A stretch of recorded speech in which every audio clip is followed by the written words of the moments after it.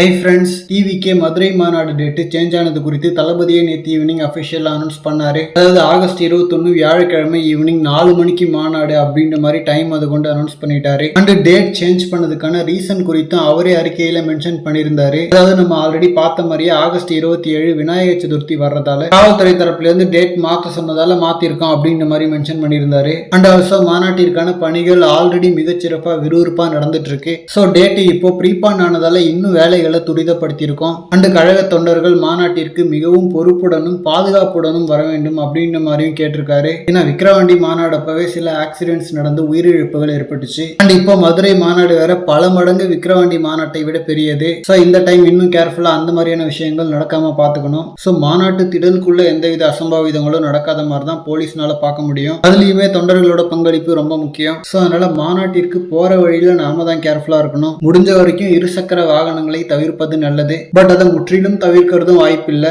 At least ஹெல்மெட்லாம் wear பண்ணிக்கிட்டு மெதுவா போகணும். அண்ட் ரீசெண்டா வெளியாயிருக்கிற பரிதாபங்கள் வீடியோல கலாய்ச்சிருக்கிற மாதிரி வாகனங்கள்ல ஏறி நின்றுகிட்டு அலப்பற பண்றது அந்த மாதிரி விஷயங்களை தவிர்த்தாலே போதும். ஓகே ஃப்ரெண்ட்ஸ், இந்த மாதிரி தளபதி பார்த்தீங்கன்னா ஹாட்டான அப்டேட்ஸ்க்கு நம்ம விஜய் ஃபோர்ட் சேனலை சப்ஸ்கிரைப் பண்ணுங்க. தேங்க்யூ.